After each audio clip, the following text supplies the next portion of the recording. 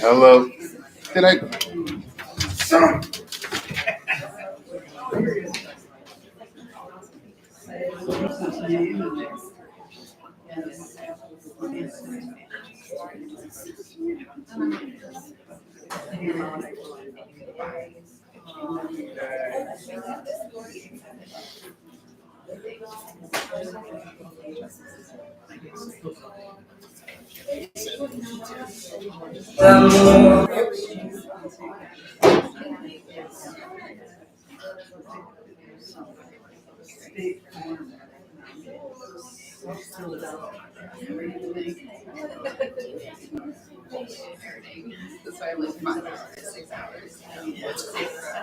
Yeah, I got listening so much.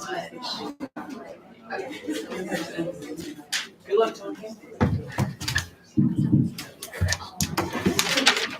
Hello. How is everybody? My name is Tony Plocido. I am your host and curator of this fine show. This is Poets and Pints number 106. It's our 106th show. Yes. And still going strong. We have kind of an interesting year already sort of booked ahead of time, and I'm pretty excited about it. Next month, we have the folks from Cow Tipping Press in here. And if you don't know Cow Tipping, they do poets that are neurodiverse. So it's going to be an interesting poetry show, and that's going to be celebrating National Poetry Month. So very excited for that. And then in May, we have a couple of poets coming in from out of town. One's from Iowa and Iowa person's in June. Sorry. One person's coming in from Kansas City though. And then June, like I said, we have somebody coming from Iowa. And then July, Luna's, who's on the show tonight, is doing the July show as a curator. So I don't know who they're going to have on. I'm sure they don't either, but that's okay. They have time. And then in August, we have Milkweed Editions doing a show. And then in October, Coffee House Press, who's over there in the corner, is doing a show. So we're very excited for this year. But that's all in the future. Let's talk about now. Now, I left something over here. Hold on. I'm super professional. You're doing great, Tony. I know. This is pretty standard fare. I forget things, I leave the stage, I come back. Okay, so I'm going to promote this little book here. First of all, before I do that, we have 3 poets here who have books out recently. This isn't their official book release, so I'm not going to call it that because they've all released their book already. But they're all sitting over there, so make sure you buy local tonight. There is no reason not to support local artists if you can. And buying it from the artist is always the best way. But before you do that, I want to tell you about our book, which supports the League of Minnesota Poets and Cracked Walnut. We have this anthology out where it's poets that were on this show in the first 2 years. So this would be February 15th through January 17th, January of 2017. So, and I'm in this book too. So, but I'm not going to read my poem. I'm going to read one from one of my favorite poets, Katie Benino, who has hosted this show for me, especially in times when I suddenly had COVID. It was super cool of her. All right, so this is Souvenir by Katie Benino.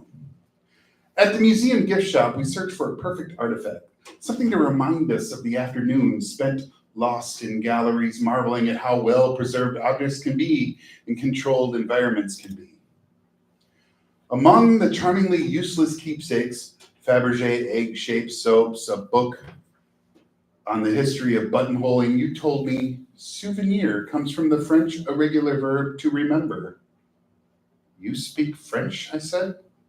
We left without buying anything, and you left. A month later, Now I souvenir your cleft chin and the skyline of books stacked along the bedroom floor. I souvenir how abruptly we became unnecessary to each other, like the bronze paperweight in the shape of Degas' ballerina. You told me not to, oh, sorry. Like the bronze paperweight in the shape of Degas' ballerina, you told me not to waste my money on. That was a cold read, I apologize.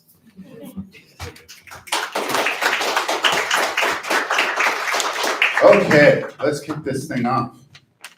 We're gonna start with Rey Hall. Rey Hall is a trans non-binary writer. They are the author of 4 books, including The Patient Routine. Their poems have appeared in the Florida Review, the Rumpus and Raleigh Review, among others. They will be curating our show in July, but tonight they get their own spot. So everybody put your hands together and welcome Rey Hall.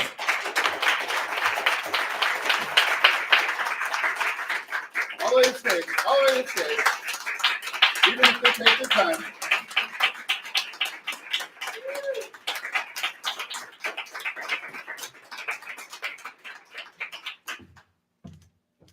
Hello.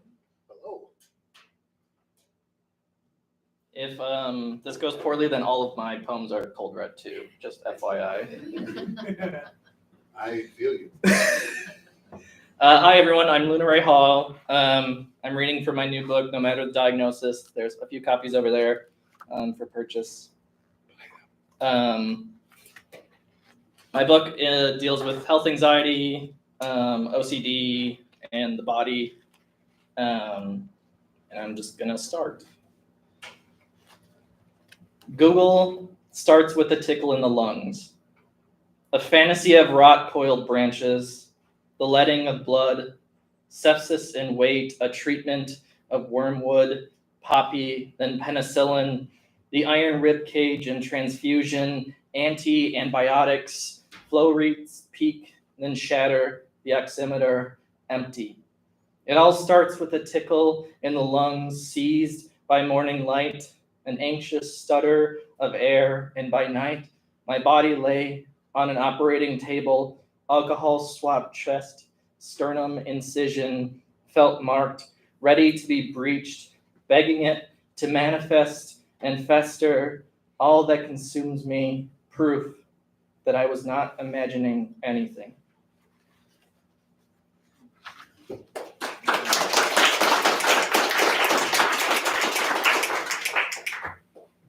Thanks. No problem. Specifically you, thank you. This next poem is called Thank You for Placing a Warm Towel on My Forehead. Did I make it convincing? Was it the wheeze, the thick shiver I put on, maybe the insightful Googling, searching mild pain behind the knee, fluid sac, sharp, a drilling behind the eye, and vomit, and typing in the key words I know will get me the results I so lust for. Maybe letting you in on the difference between irritation and inflammation, how both are roundabout tools to ease. Maybe it was me looking at you, reaching my hand, all tremors and rouge, like a boy tugging their mother's blouse, asking for a new toy.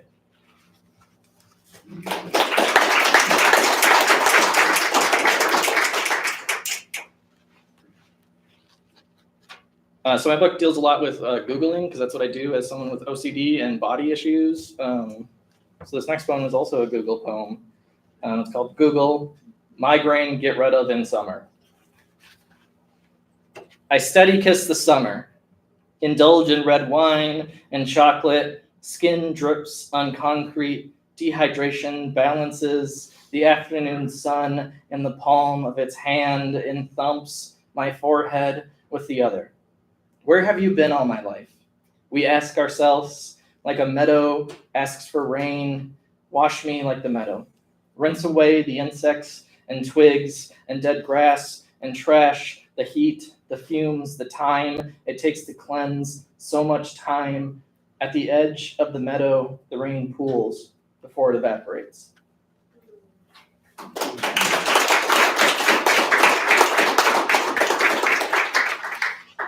This next poem is titled All It Takes to Kiss My Partner.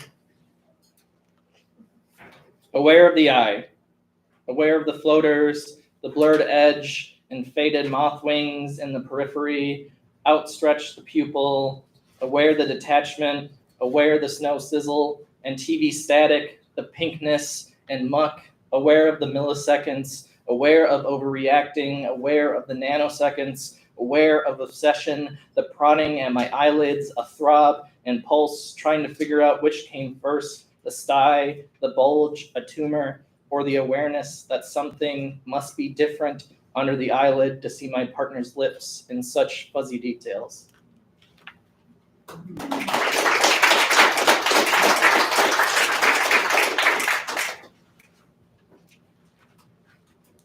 How is everybody? Good. Cool. Are we having fun with the body? That's a tough question to answer. Yeah.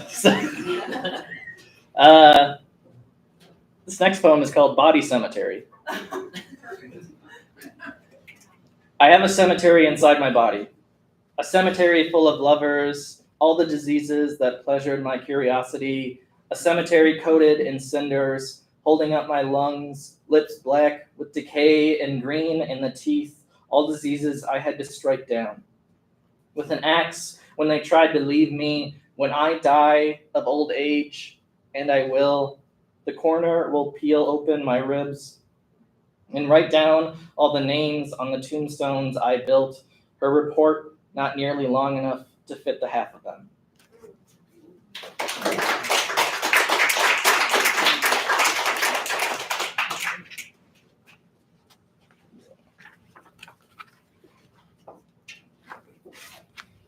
This next poem is titled Google How Many Summers. Do any of us have left? Last night, when I walked out the Minute Clinic, and I looked up into the throbbing, green, brimming, thunder-headed twilight sky, and how lovely that it looks the same, no matter the diagnosis.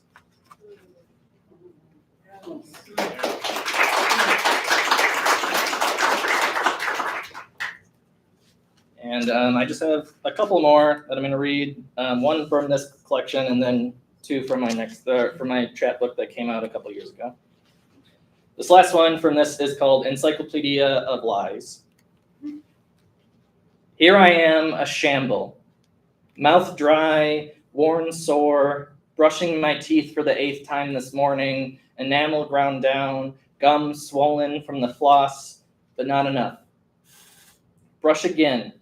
Check my heart rate, check my blood pressure, BRUSH. How's my breathing? What is normal? Google what is normal. Please, is that chest ache serious?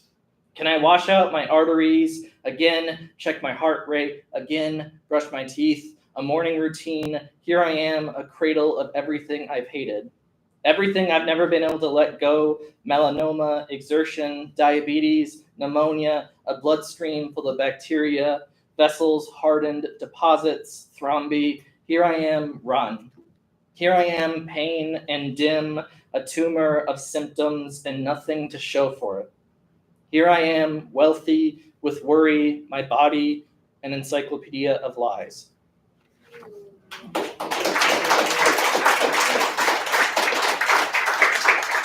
And then quickly, just going to read two poems from my chat book, Space Neon Neon Space. I have one copy left. So buy it. Yeah, please buy it so it cannot go back home with me. Is that your bus fare? Yeah, it's a gas fare. This next poem is titled Coming Out to My Mother. She is mistaken again, forgiven again, my mother, hairless, a fountain of apologies. She learned my pronouns after being diagnosed with cancer, which is to say, I added pain. If not for the actual tumor, I would have been one. A clump rotting the brachial tract, a clump for memories all dotted with sun. Sometimes I wish I would not have told her. But what if she dies and she never knew me?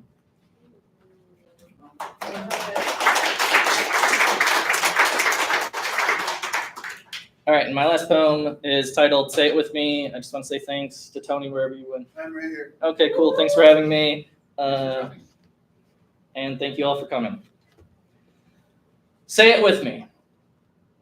We want a queer-ass story with queer-ass characters in a queer-ass setting with them queer-ass earrings and boots and those queer-ass flicks and subtle shades of gemstone, tongues ravaged by love, that queer-ass elder letting us know that new they, them, tick-tocking their queer-ass off, that salt breeze from Lake Superior, bristling queer-ass nose hairs, and all our hands in the water, sand caught in the fat of our cuticles, that gentleness when night begins to take over, and there ain't a hint of trauma.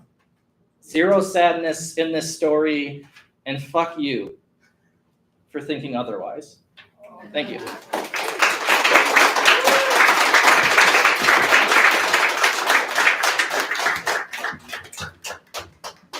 One more time for Luna Rey Hall.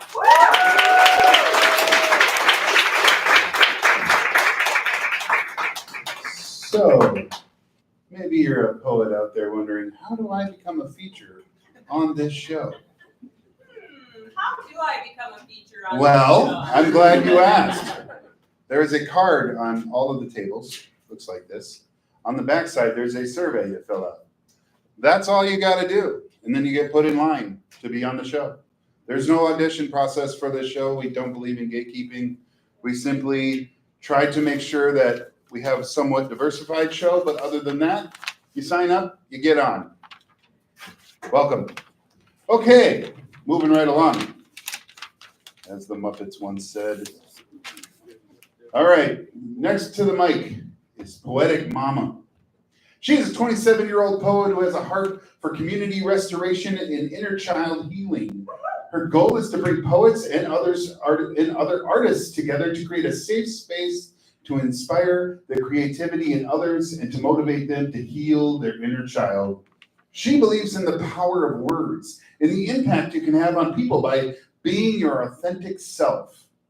Her style of poetry is free write, and she considers herself to be raw and authentic. She likes to promote messages in her poetry on healing, overcoming obstacles, motherhood, and address issues that impact women and people of color.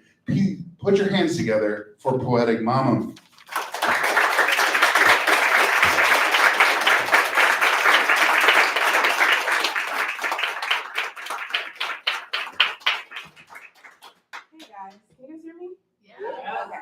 Please ignore the glasses. I found out today that I have a corneal ulcer, so I'm not trying to be cool. My eyes are very sensitive right now, and I look crazy. So, but I didn't want to miss this, and I'm really glad and thankful to be in this room with you guys. Normally, like, my process before going on to a performance is like, I'm like, okay, I'm gonna do this one, this one, this one. But then when I get there, I completely change what I'm gonna do. So yeah, I'm just gonna stay true to what's on my heart right now. This past week, actually yesterday, I was at a funeral for somebody who I really cared about. So I really want to share this first piece, and it's called History. Lost in the stillness of real feelings, but I have to feel this to heal it. I had to isolate myself to be alone with my thoughts. The person I was before is dead now. She rots. The sun is reeking on her flesh, and it reeks. It reeks of everything she tries to keep inside. It's all coming to the surface, no more drowning in lies. See, I'm reminiscing on the days the grass was greener, so her eyes water her soil. They carry the past in her pupils. Her eyes are the vessels holding everything that's special. Memories play like movies, and it's moving. Everything orchestrated at destiny's choosing. See, I'm temporarily replacing agony for relief. Grief is so bitter, yet it's sweet. And some bonds are an acquired taste, while others transcend time and transcend space. I don't know how deep love is, but I know our friendship surpasses this place. And now I'm just facing the fact that I'll never get to see your face again. unless it's in my dreams or these photographs that reflect a small portion of the adventures I feel at home in. But there's more than what's pictured. I don't need a memorial because I have my memory. I don't need Facebook pages to show you were a real friend to me.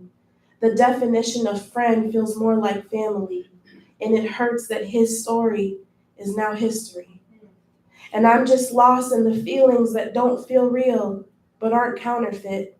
I can't bury it, so I'm stumbling, trying to stand in understanding. In the unplanned, trying to bounce back like a rubber band. I can't give pain the upper hand, but damn, they took my right-hand man, and it hurts. It's painful. It makes me feel ill, but I have to feel to heal. I have to heal to deal, and sometimes that leaves me at a standstill because it's somber being stuck in the stillness. I get so choked up sometimes I feel breathless, but I got a mindful in the absence of your presence.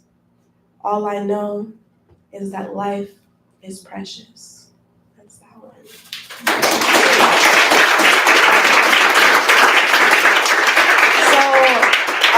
I go by Poetic Mama, not your mama, but somebody's mama.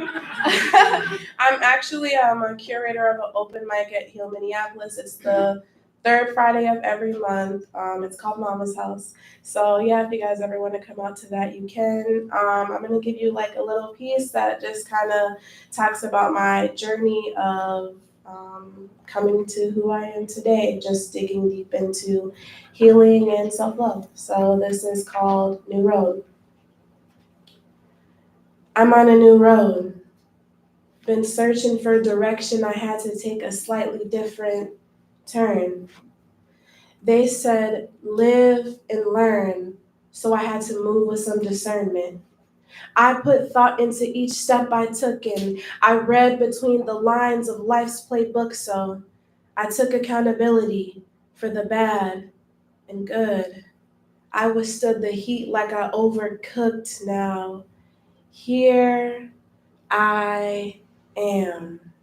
I had to move like a protagonist, like Sam I am. My old ways became expired like green eggs and ham. My life deserved a new course, so I changed my plans. I'm changing plans like a rain check. I put in work for karma's paycheck. I left my past behind like child neglect. I jumped from the captivity of the slave deck. I had to die to live. I had to give myself to forgive. There's no central I in perspective, and that's why life can have several narratives. Either way, I'm my narrator. Inner child needing saving, I was her savior. So I saved her, and I bathed her in the fountain of transformation, and it changed her. I'm on a new road. I've been battling insecurity, but self-love's the cure. You gonna ride with me? I'm complex like philosophy. I need peace, not polarity. I'm building my future with no instructions on assembly. Clip in your seatbelt and take this journey with me, because I'm on a new road.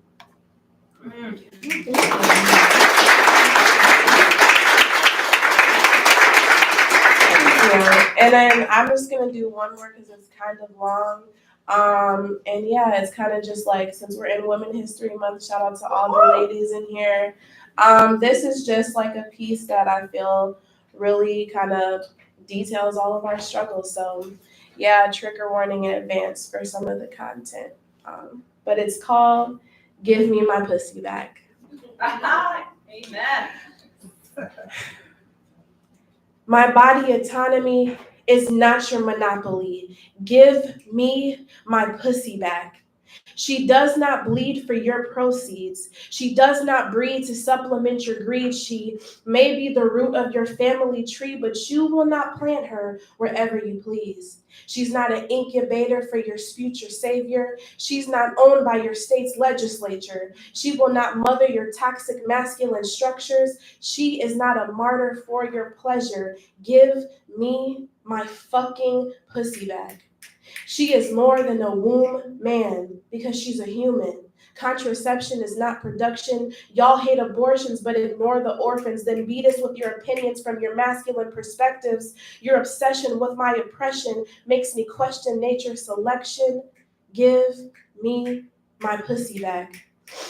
This shit got me feeling like I'm in the Twilight Zone. This shit got me feeling like our government needs to be overthrown. My pussy, she has lips of her own. Silence your testosterone. You will not speak to her in a deaf tone. Give me my pussy back.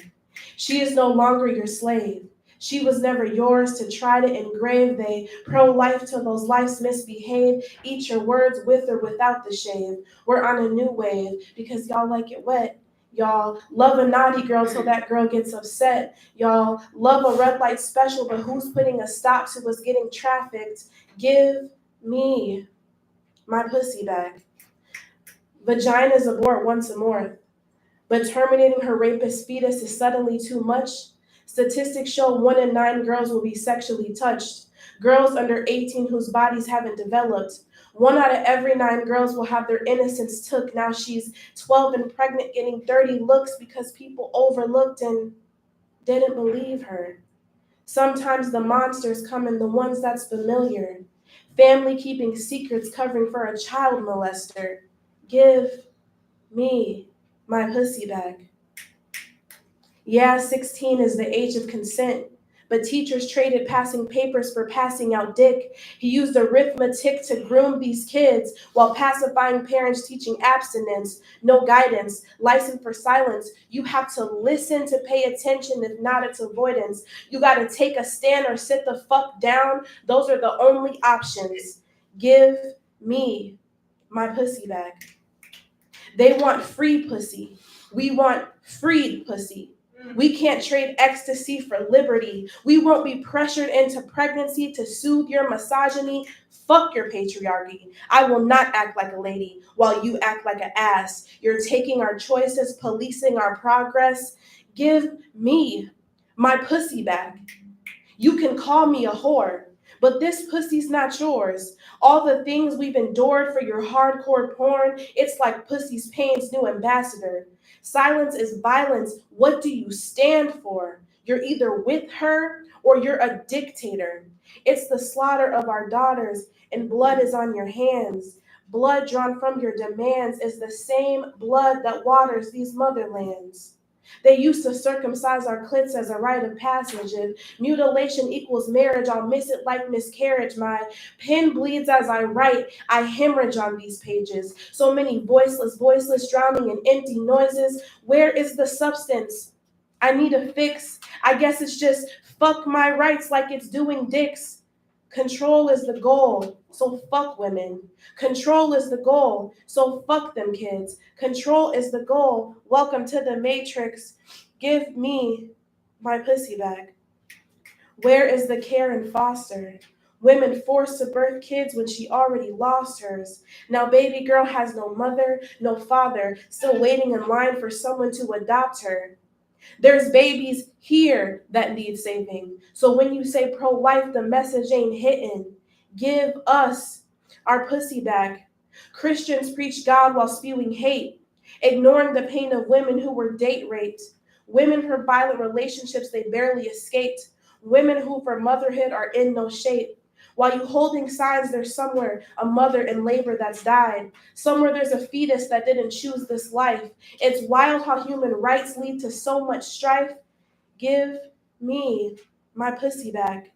I'm shedding my uterine lining like I'm shedding these tears.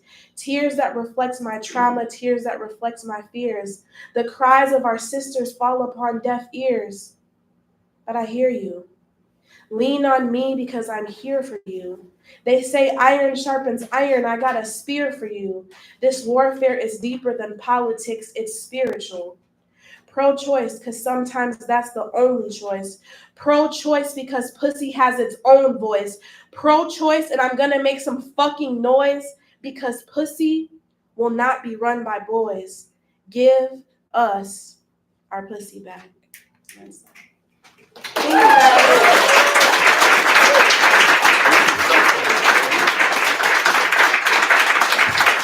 Keep it going for Poetic Mama.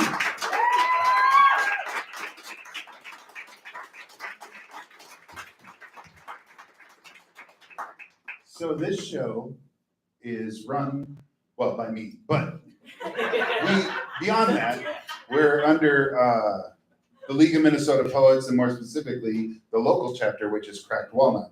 There are cards over there about Cracked Walnut in front of that little sign that's got the candle in front of it on the table. But if you're interested, crackedwalnut.com.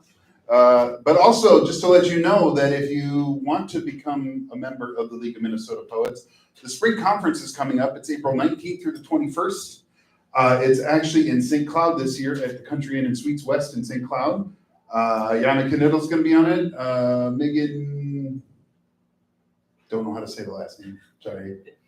And I don't want to hammer it, but there's another person named Megan on there. But all the information's on mnpoets.org. So mnpoets.org. So now, on to the next poet. Jessi Marie, who's a good friend of mine. Jessi's been writing poems since the 5th grade.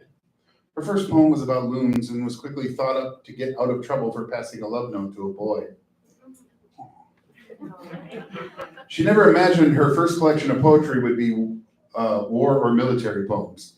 But this collection details her experience of having served 4 years in the Army National Guard and deploying to Iraq in support of Operation Iraqi Freedom in 2005. For her service in Iraq, she was awarded the Army Achievement Award. Her book, The Time War Takes, has been a #1 bestseller on Amazon and has recently made honorable mention with Senator Bob and Elizabeth Dole's Biennial Award for Distinguished Books in Veteran Studies. Jessi is a disabled combat veteran and reminds us that not all wounds are visible, but it is through the wound that the light enters. She works as a mental health professional and an advocate for veterans, poetry facilitator, and most importantly, she's a mama to 3 young, I always say 4, 3 young and fierce young girls. Everybody, please put your hands together for Jessi Marie.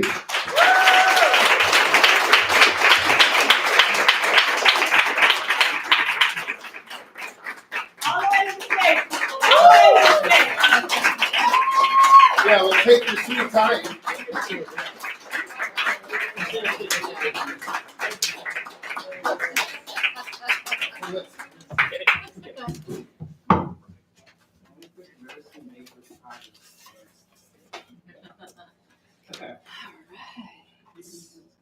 I'm so glad to be here. And it was all due to a cancellation, so Yes. this was very serendipitous. And you were amazing. Oh my God. And wow, can we just give it up one more time? Yes. Yes. Smash the fucking patriarchy. And which I'm so glad that I'm following you because my first piece is just right in line. So trigger warning. And I'm doing this first piece because next month is National Sexual Assault Awareness Month. And I'm not sure if everyone knows that 1 in 4 women are sexually assaulted. But in the military, it's 1 in 3 women. And I'm pretty sure to bet that it's 1 in 2 because of the underreporting that happens. And I am one of those women that was sexually assaulted in the military.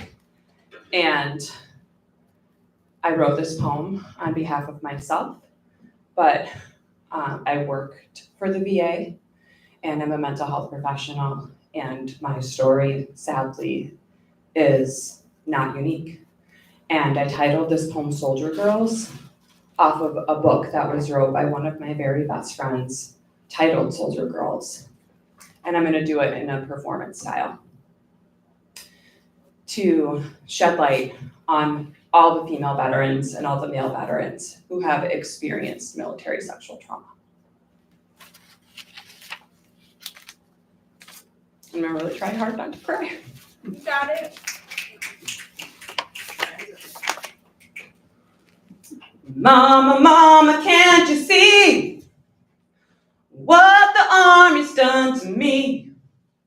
Mama, mama, can't you see what the Army's done to me? Sister, sister, can't you see what this war has done to me? Sister, sister, can't you see what this war has done to me? Your left, your left, your left, right, left, your left, your left, your left, right, left, your left, your left, your left, right, left, left, right. Don't cry. Don't curse. Don't fuss. Lift, right, lift. Fall in line, but you still won't be one of us. Lift, right, your lift, right. Don't whine. Don't fight. Your left, your right, your left, right, lift. Don't complain when you don't get promoted, but you know what will get you promoted. Your left, your right, your left, right. You'll never be equal.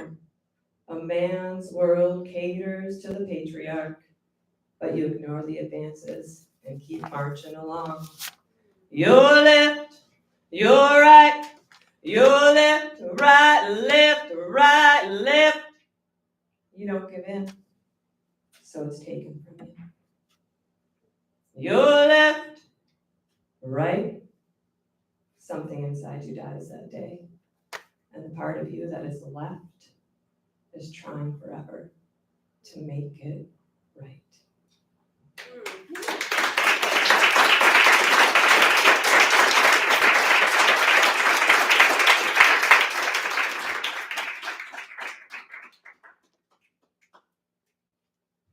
I'm gonna wait for a second because my good friend stepped outside.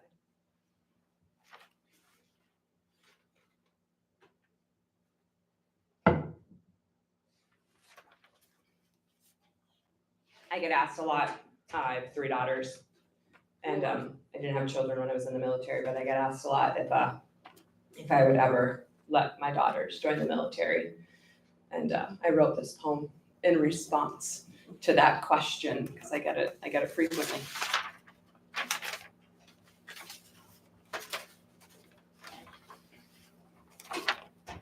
And I titled it Sergeant Mama. I want my children to fall in line, to respond to the command of the rise and the fall of my voice when I call out my orders. Get up, get dressed, make your beds, brush your teeth. Yet, they are just children. There is no cadence. My rank is mama, mama, mom, mommy, all day long.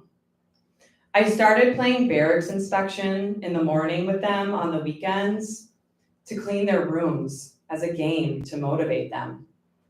When Sergeant Mama comes in to inspect their bunks, they beam with pride. And I tell them what a wonderful job they've done. And as a reward, we go downstairs and make bacon and pancakes. I try to glean the good things I gained from the Army, the routine, the structure, the pride, and teach these things to my children. I will not teach them the bad, the war, the pain, the what ifs. I often get asked if I would ever let my daughters join the military, knowing what I know, experiencing what I have, I hope I never have to weigh in on that choice. But if Sergeant Mama is the closest thing they ever get to a military experience, I will be at peace.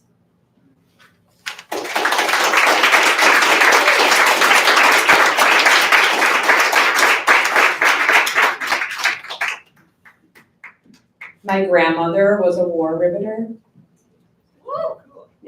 Yeah, and she was so proud that I was in the military, and she actually died when I was in Iraq, and I didn't end up coming home for her funeral because my company didn't end up having the transportation set up.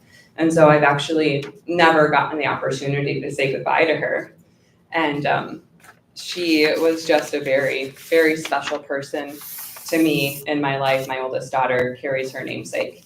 And when the last time that I saw her and told her that I was getting deployed and going to war, she gave me a cross necklace and a St. Christopher necklace to keep me safe. So I wrote this poem about her. It's called God and Lice. My grandmother Emma cried when I told her I was going off to war. She was so proud that I was serving in the army. She could not bear the thought of me, just a young lady, heading off to Iraq. She did not want me to see what she saw, or worse, not come home. When I asked her, she recalled stories to me about what it was like in her young adulthood. She worked in a factory as a war riveter that took in the uniforms of dead soldiers to mend and reissue. I wondered how many times a uniform could be brought back, returned to be brought back again. She worked with other women, sewing and patching and washing, then folding up in brown paper packages to be sent back to Uncle Sam for another young man to wear. One batch of uniforms was infested with lice. She and the other women did not know until they began to itch. They had to shave off all their hair on their bodies, head to toe. She was embarrassed by this, but she told me anyway, so that I would know what she had endured in support of war. A long way from what she knew the other side had saw, what she knew that I would see. She knew death, and she did not want me to go. I kissed her goodbye that day. Sorry, always gets me. I kissed her goodbye that day, and I told her I would write, that I would think of her and her courage would help me. She gave me a cross necklace to wear to keep me safe. Several months into my deployment at Camp Caldwell, Iraq, I received the Red Cross message that she, my hero, my grandmother, my heart, had died. That day, I watered the desert with my tears, threw my Kevlar against a brick wall. I touched the cross at my neck and cursed the God I no longer believed in.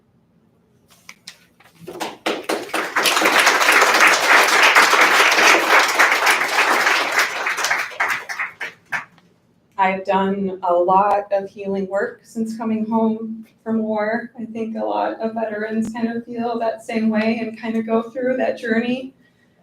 But one particular therapist, it was my second therapist at the VA, and she stood about this high. Kind of was like that pivotal point in my journey. And if I could ever send her this poem and find her, it's a huge violation of HIPAA, so I probably never will be able to do that. But I hope if she ever finds this YouTube video, she knows how grateful I am to her. My first therapist at the VA. Her frame was small, but her presence remarkable. She smelled like nicotine and sandalwood. Her voice and skin were coarse, like worn down leather. She looked like she had been places. But for 60 minutes each week, she was present in the moment. She taught me to question my thoughts, to not believe everything I think. She saved my life. I didn't know I needed help to unravel the pieces of my mind that stayed stuck between Iraq and childhood, rotating between the traumas, afraid to let go. Because who would I be and what would I remember? If it's true that your cells turn over every 7 years, I am in the second cycle of renewal. It finally makes sense. Everything has coalesced. Many therapists, modalities, medication, journaling, and self-love lessons have brought me to this pivot. 14 years later, I understand how my neurotransmitters function, making me who I am.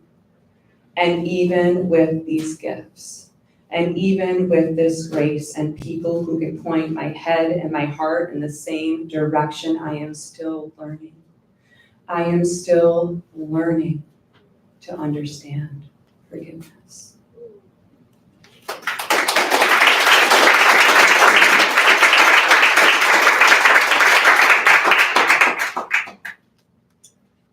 I really like to read this one because not a lot of people know what dog takes are for. So this one is to kind of explain that reason and sort of put a spin on that. It's called Last 4. In the plane on the way to Iraq, a black Sharpie marker handed back to me from the person in the row ahead of me. I was instructed to write the last 4 of my social security number on the heel of my boots in case my legs ever got separated from the rest of my body. When I left country, I didn't get another marker, even though by then it was my heart that was the part of my body no longer connected.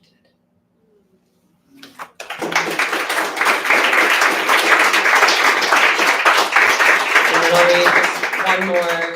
I just recently wrote this one because we're in Ramadan. And Ramadan, when we were in country, was actually our deadliest month. It was the first time that I experienced a FOB funeral. I was just kind of thinking about that, and I looked on the calendar and I happened to see that it was the first night of Ramadan, and this poem kind of came to me. So I titled it The First Night of Ramadan. The first night of Ramadan, I think of abstaining from the things that bring life, joy, and sustenance into existence, into being. I think of death. It was the deadliest month. The lack turned into violence, a crescendo across the desert. We did not sleep, on edge, sitting ducks. I attended my first Bob funeral just weeks into country. I think it was during this holy month I lost my God and myself.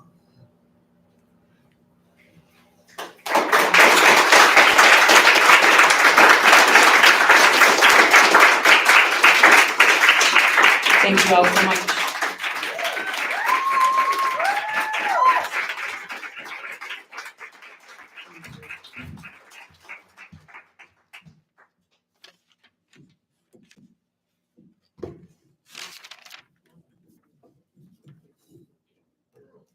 That's better. All right, on to our final feature of the evening, Haley Lasche. Haley Lasche is the co-owner, co-founder, co-editor of the Poetry Press Beauty School Editions and the founder, editor, and designer of the literary magazine Concision Poetry Journal. She teaches writing and literature courses at colleges and university in and around St. Paul. Thank you for crossing the river. She also has 2 poetry chapbooks, Where It Leads on Redbird Chapbooks in 2016 and Blood and Survivor on Locofo Chaps 2017. Her debut poetry collection called One, which is available here tonight, was published in October of 2023. Everybody, please put your hands together for Haley Lasche.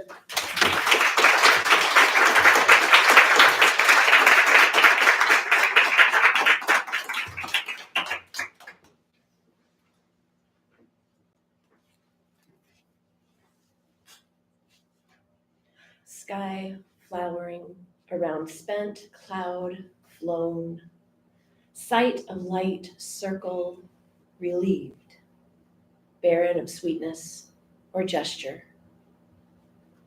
Nuthatch found growing in pincushion moss inside up from down. Sky clouded around one spent coneflower. Its split petal faltered, unanswered, and drawn to a mother's shed of tears. Jagged signature of earth, tears, oil stick to belly, entombed in stubby feathers, excavating scream cries claim. A possum's slick hand to upend a slash of sky, weather-torn cherry blossoms, basic or chittering, under a prism of sound, a blood meal for the soil. Eyes wake the reflection of sand. The apprehension of water's shoulder settles the underground. Slow honey of grass hovers in a spider mite's puncture. The worn glass has a sharp corner, yet a sliver of bay water, not yet served to the sleep life of mud, or intimate with ants.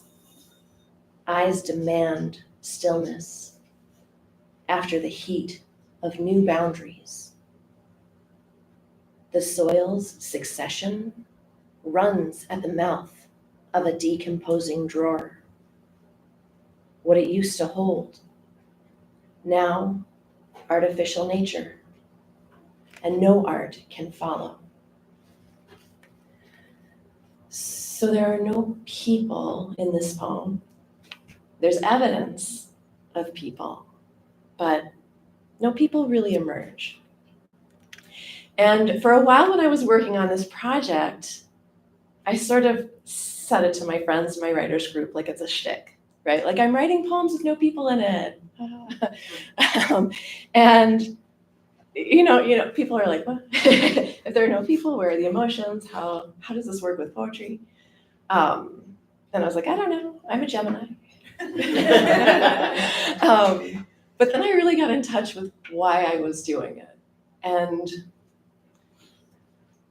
in the summer of 2015, I was already so exhausted from the 2016 presidential election cycle in the news that I needed a break. I needed a break from the way that people talk to each other and the way that I think about how I'm emotionally reacting to things. And I needed a forest bath. So I created that in my writing project.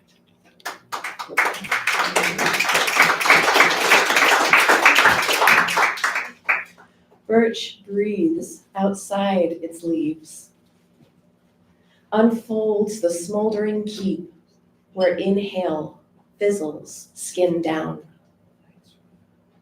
Bark curls a white tooth of breath, catch, inside a line of soft wood. A flow of dark tar sizzles the light into a pool. At one limb, golden fish scale a cradle, curl the roots, curdling and straddling the soil. Push down a ponder, a pond upon.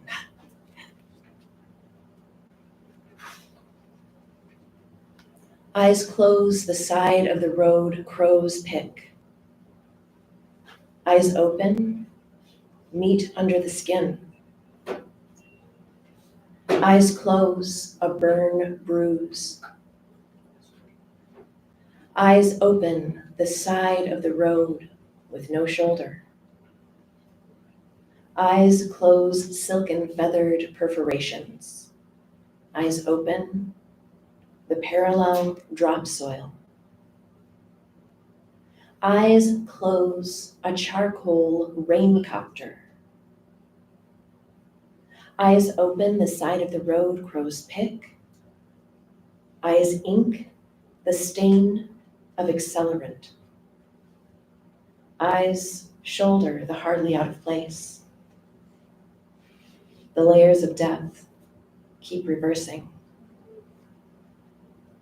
A story told from one eye to the next turns its content away. After the meal of fishbone lies wet on dirt shadow, lift of light. Glimp a lodge of warm salvia. Purples against gummy hidden irrigation. One sees through cough, the mist around tree spider, ghost veining, what drought fairies, but won't take. Little parachute of talons kept the fall secret. Folded spectral stems over eyes, teeth lax at center. Remove the taste of sight. Crave dirt in the broken belly. Plastic puddles move to face the light. The light. What light reflects halves of ghosts? Smallish needles pierce grass roots. Fence a worry center into artificial pink.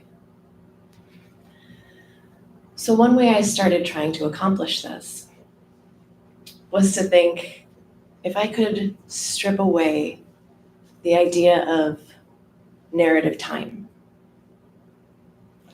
how might things be relating to one another in a piece of writing, which is asking me, and because I write in English, right, it's left to right, top to bottom, how can I begin to remove that sense of time?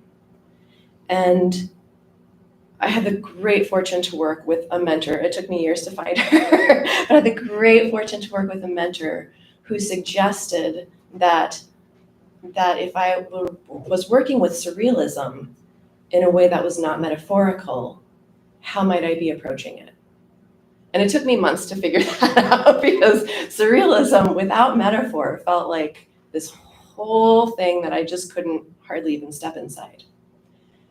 But I realized what was happening was that I was creating a central image on each page, and then I was imagining that central image as though it was a compass. And so, and there are a lot of possums in this poem, and so if possum was my central image, then true north for the possum might be, for me, playing dead. That's a protective measure for the possum.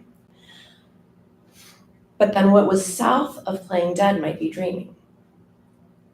And so for that page, I got to decide what was east and west.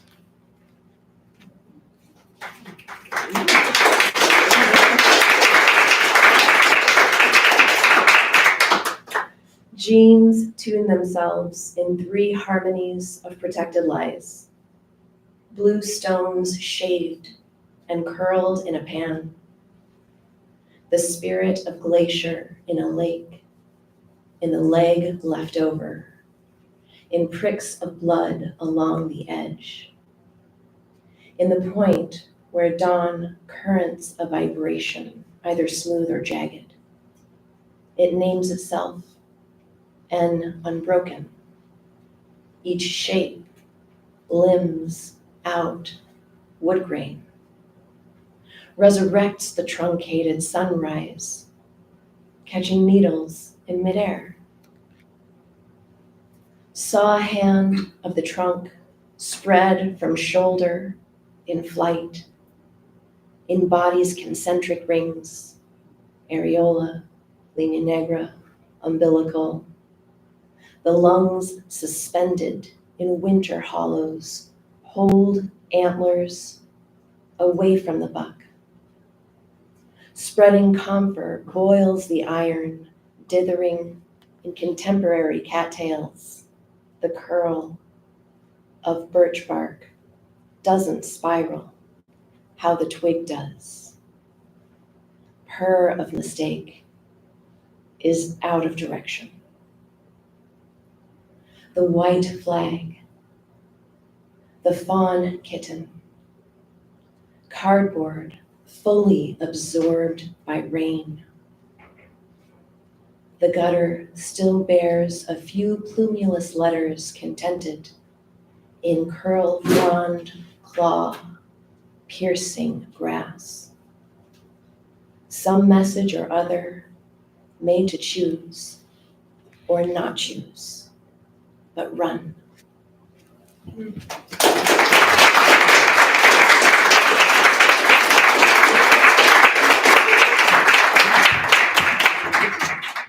One more time for Haley. Caught me off guard. I just turned around. And then you walk in off stage, like, oh shit. Okay, so we're gonna go to break, but first, we are, like I said, part of the League of Minnesota Poets, which means we are a nonprofit, which means we live off of donations. But this is a free show, so you are not required to donate. If you'd like to, there's a number of ways. We're gonna pass a hat, or there's these tents on the table, which this big old QR code at the top is a way you can donate through PayPal if you want to do that. Or don't donate at all if you don't want to. But please do.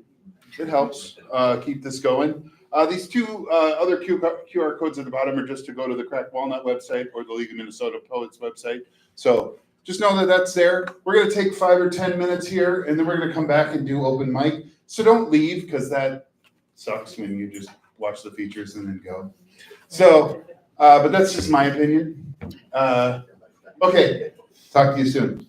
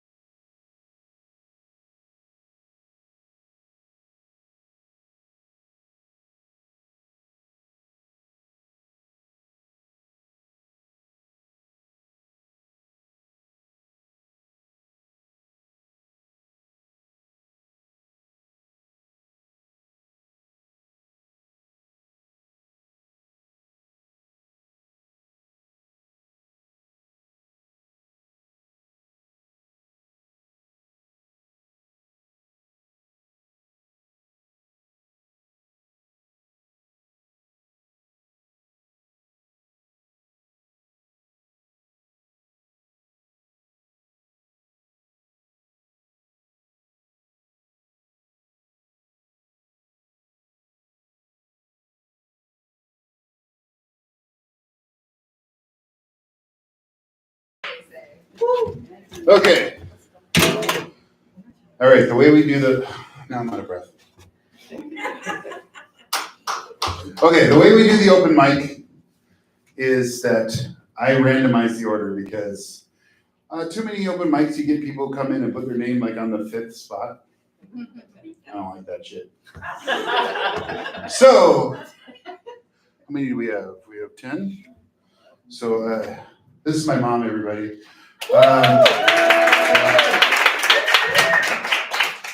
Yep, she's here even for the poems that talk about pussy and stuff. It's weird, but it's true. Mom, give me a number 1 through 10. 1 through 10, give me a number. I did not. What'd you say? Oh, I know. 8. 8 is, it's a new person. Anna. Anna's never been here before, so let's clap louder. Yes.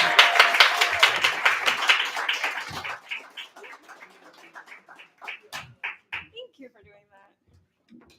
Oh, and it's recorded here. Okay. Yeah. Awesome. Yep, you're streamed live on YouTube.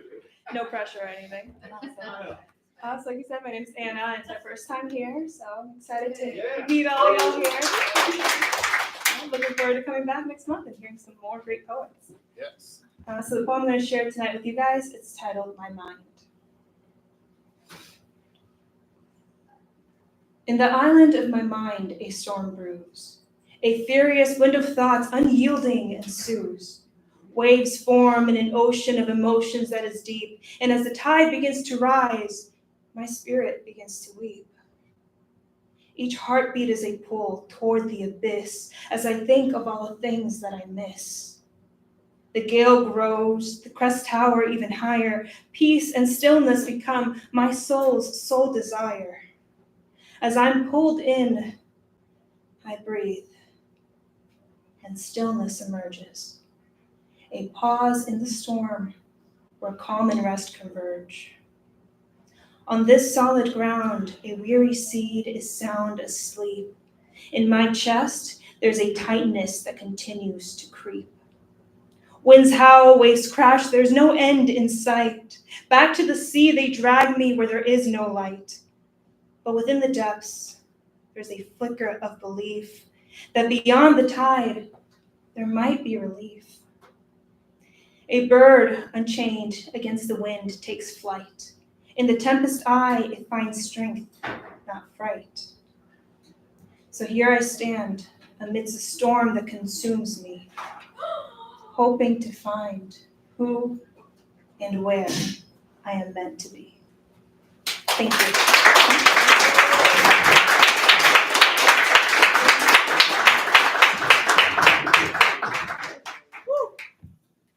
All right. So, Anna, give me number 1 through 9. 9. Eric, you're up. All right.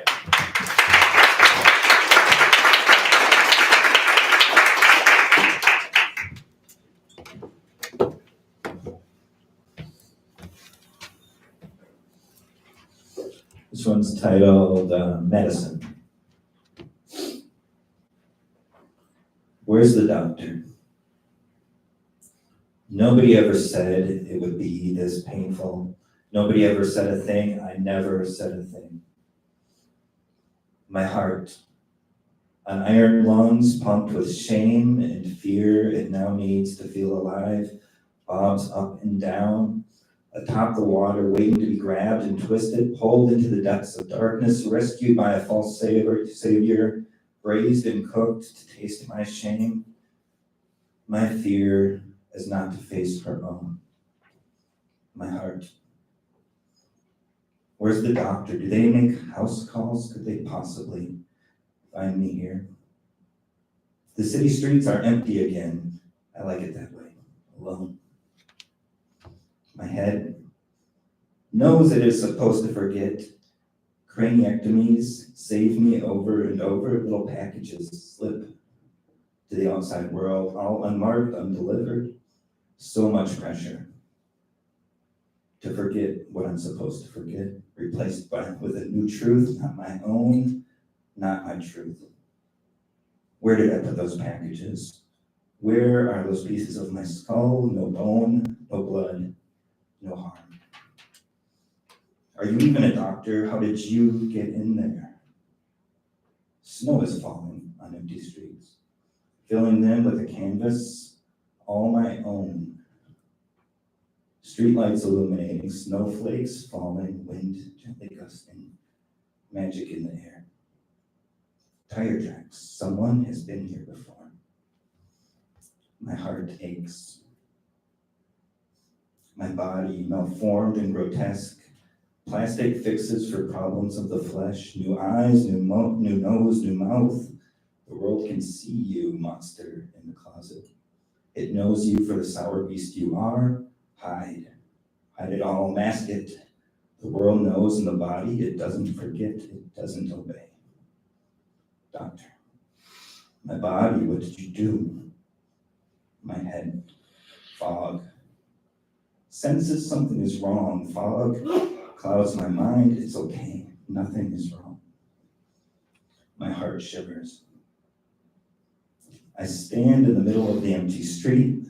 The snow keeps piling on top of itself. Nobody is coming out of this.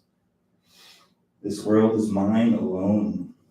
I raise my head to the sky, feeling flakes gently rest upon my cheeks. I raise my arms outstretched to my sides, open to the world. I close my eyes, it's all mine. Headlights, my soul untouched. Thank you, everyone.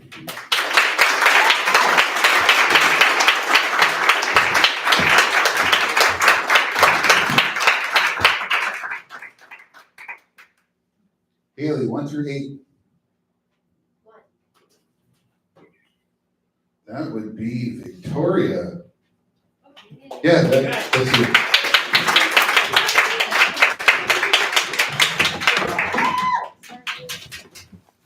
Thank you. I don't know, I was gonna read a poem and then, I've read this one before, but I'm gonna read it again. Maybe not here, at a different place where some of you have heard it. Okay. Monarchs get only one migration. Dear friend, sometimes it is you. Oh, just kidding, that's not it. That's the wrong stanza. All right, here we go. Monarchs get only one migration. Dear friend, sometimes I don't see myself. Sometimes I want to be a bigger thing in a smaller body. Thank you for fishing me out when I want to knit myself inside the lie of the skirtless bed.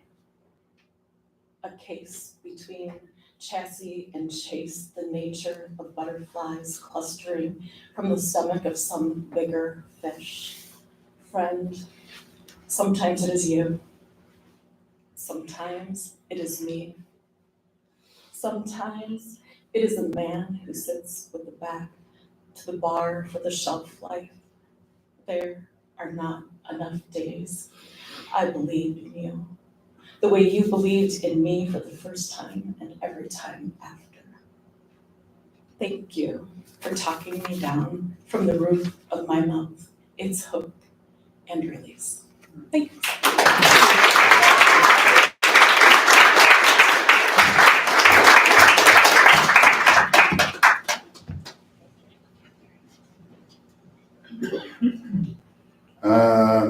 Julie, 1 through 7. 7. 7. This is Marie, oh, Mom.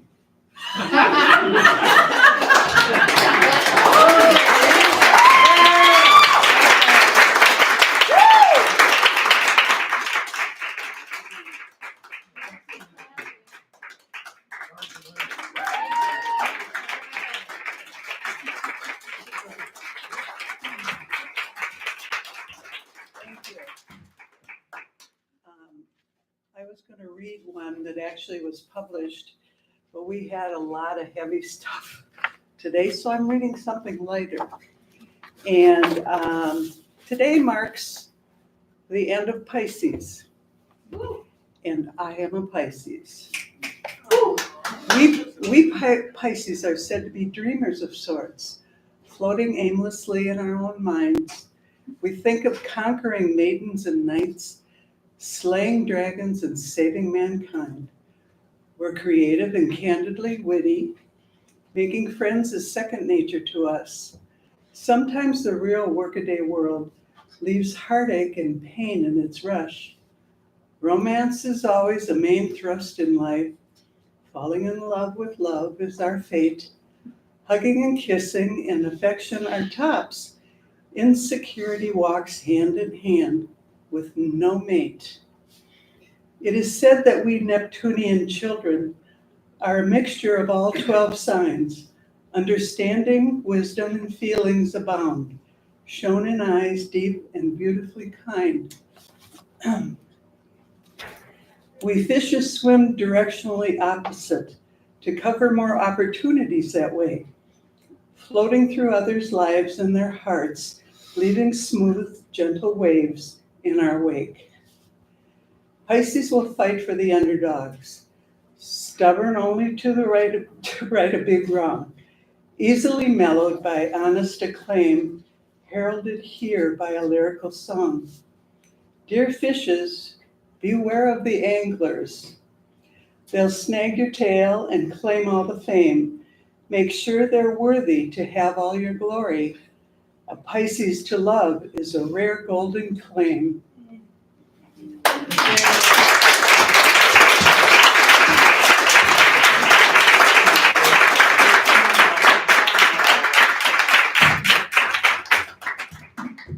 So if you're wondering, how did I get into poetry?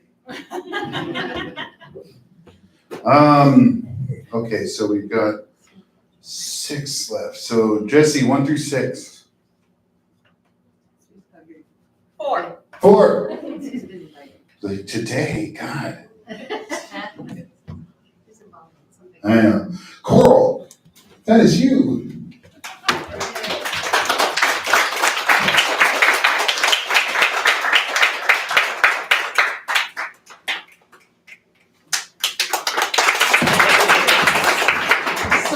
Quite interesting. This is how I got into poetry. My father, he wrote a book and he can't read anymore. So I'm reading his poetry, which is kind of related. This is a poem, his last poem in his book was actually about me, but it's about newcomers and those are the welcome them. So a lot of diversity. No more storms. Build a refuge in the rolling eye of the storm.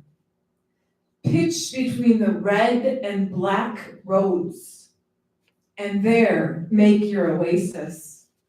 Beneath the sheltering tree of peace, planted in the midmost center of the earth. Strive to keep a clear aim through the turbulence around you. Steer for that shimmering still point where your heart's compass needle trembles on the April pond amid snow geese and lotus blossoms. Now, after a rain-besieged night of climbing, kneel before the garden wall. This morning, the maple boughs with upturned palms and white-throated blue jays and turtle doves huddle under their dripping branches, while long-lost travelers gather to mend their wounds. Let this be your locus, new angle of vision. Anchor yourself and lend your task and lend your hand to the task of fashioning a true haven, a sure refuge, shielding the far-flung inhabitants of every tribe and nation. They come, like our forebears, across cloud-ruffled, thunder-born skies and seas, spanning the 4 winds with the innate sense of migrant geese, pulled magnetically here to these beckoning green harbor lights, bewildering web of cities, highways, factories, and farms. They come seeking succor, seeking a second homeland, with sturdy taproots and friends to help.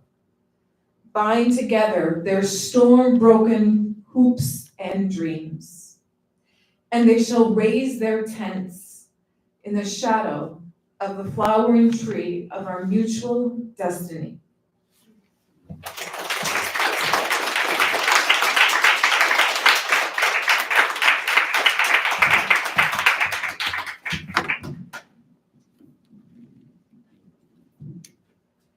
I guess it's gonna stay like that. Let's see here. Coral, why don't you give me 1 through 5? Give me a number.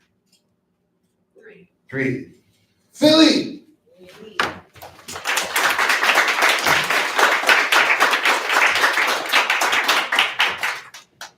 Hello. Tony bullied me into writing a poem today.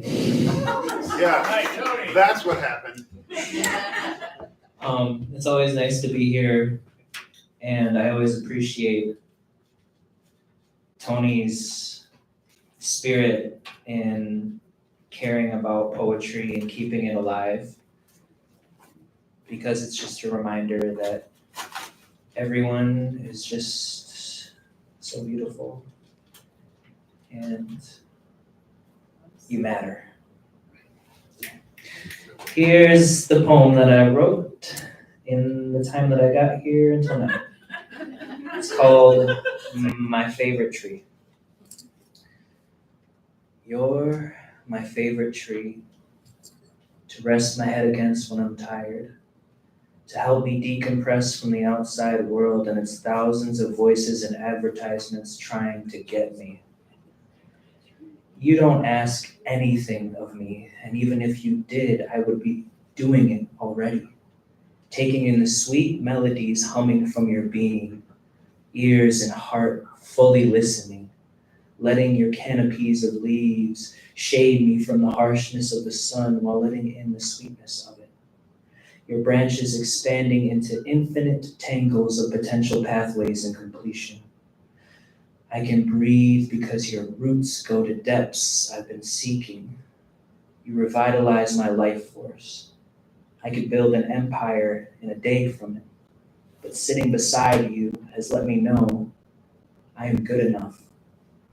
I need to do nothing other than be who I am, because I am loved, because you are loved.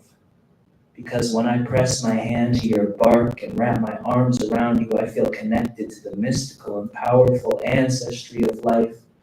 You are so powerful in your gentleness, standing so tall. I take in your beauty. May I remember this feeling more than any man-made idea, invention, accomplishment, or dream that doesn't involve your force that I surrender to. You, the great forest spirit watching over us, the mother of life, my favorite tree.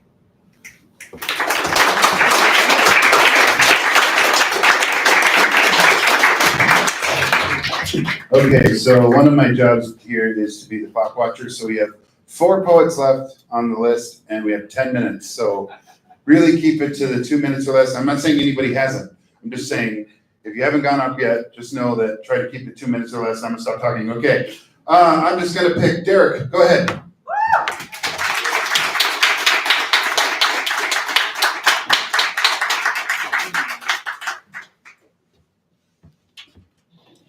All right. Ooh, it's bright.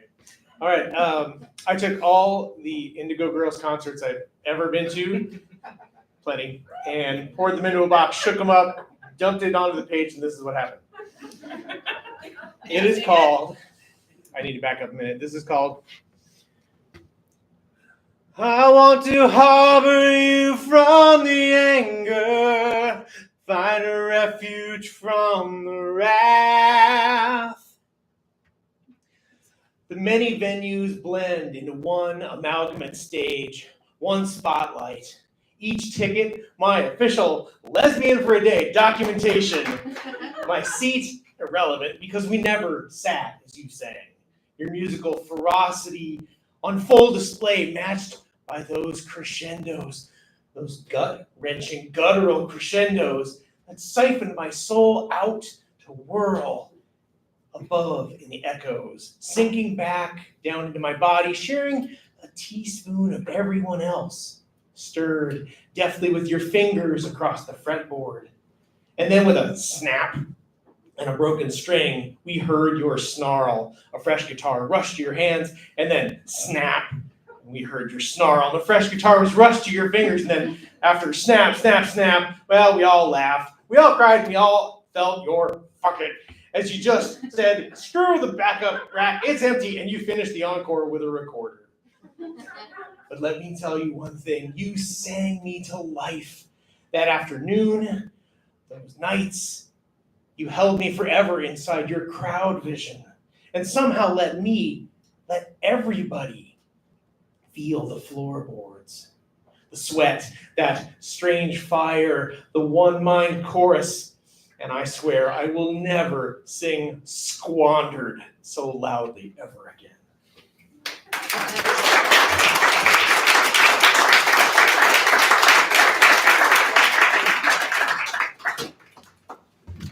Rick, come on up. Rick is tall.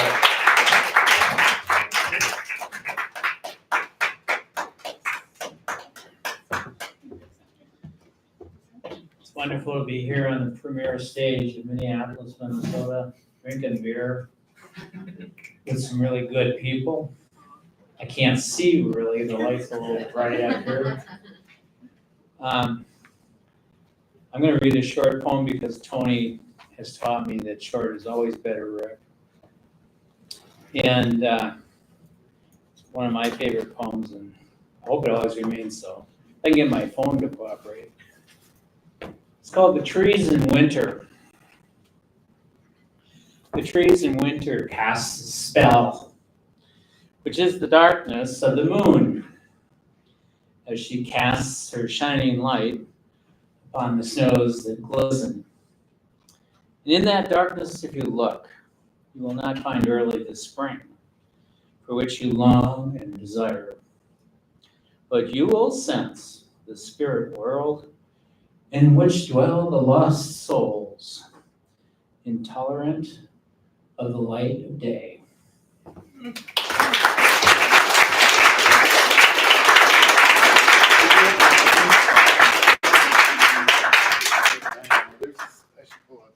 There's a little step thing. Terry, come on up. Great!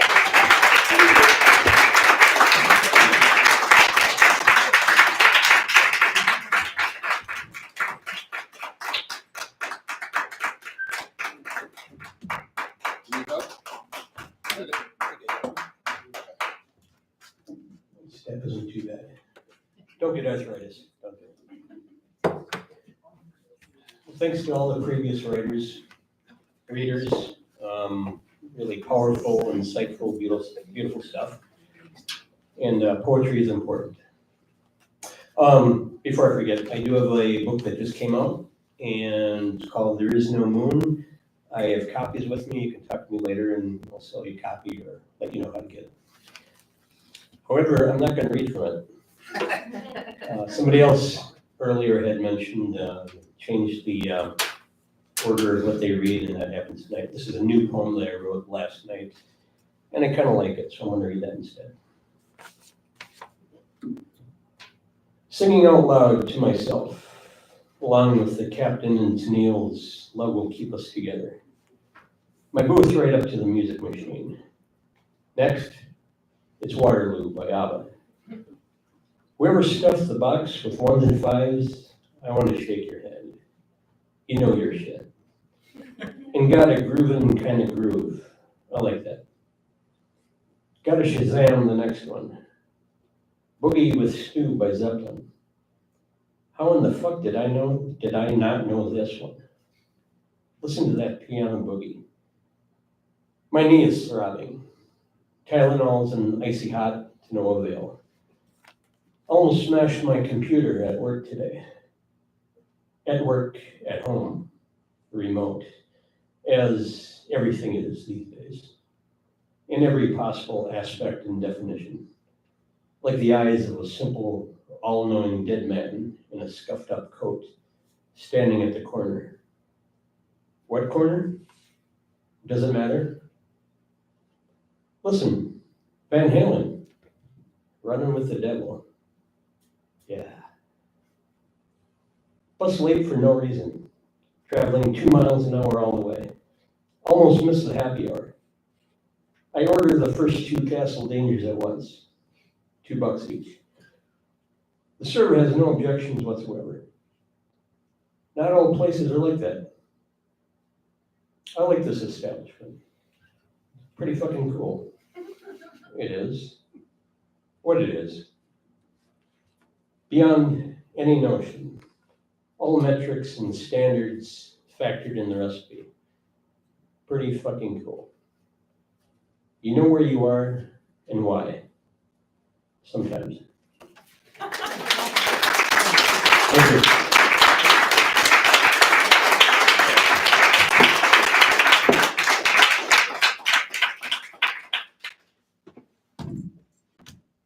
I don't know about that.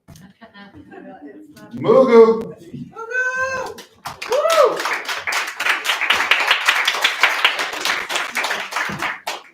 I'm the last one standing between you and home, and this poem is called Home. Those of you know me, I love ghazals, and I'm working on ghazals, and this is one of them, the last one that I wrote. I went back to India a couple of weeks ago, or last month, and I came back confused, if that was my home. So it goes back to the immigration poem. Home. I'm a wanderer. When my wings grow old, where will I be at dusk and call as I wander home? To seek, I return to the skies. I defy drifting clouds, wander in search of my forever home. There are more dogs this time in the street I grew up. The oldest recognizes me and wags his tail. The youngest barks at him to bark at me. She has never seen me. I'm an intruder in her home. A guava tree in the garden fed us each afternoon. There is a car shed today in its place. It's time to digest. To those fresh, not yet ripe guavas I still savor, my mouth is no longer home. Playing Ash and Phoenix was our romantic routine. This city and I twined then like fire and air. I returned to rise again despite the dense distance between us. Who welcomes a past lover home? When all doors appear to be shut, they suggest that I visit God. Where will I find him or her though? Gods here are presumed homeless. Faith fanatics use fear and power to build and move gods to newer homes. I'm unsure of what I seek, the end or the beginning. I just fly and follow the monarch now. I'm the one who abandoned. I am the abandoned. To my tribe, there's no such thing as forever home. Thank you.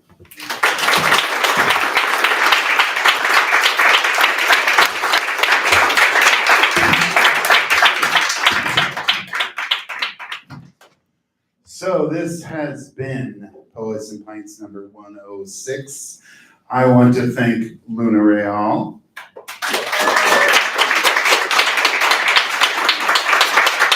Poetic Mama, who had to leave, but if you're watching online, thanks for coming. Jessi Marie. And Haley Lasche. And thank you to all the open micers as well. I appreciate you being here. Now, one thing, if you could help me out, not the candle holders, but the candles, if you can bring them all to the bar for me, right over here by the drinks on the end, that would be great. And also all of your dirty dishes, there's 2 busing tubs on the bar. Please put them there. And don't forget to tip your bartender. and pay your tab, or they'll charge you $25. So, all right, that's been everything. We're here again on April 17th. Thank you so much for coming. Have a wonderful night.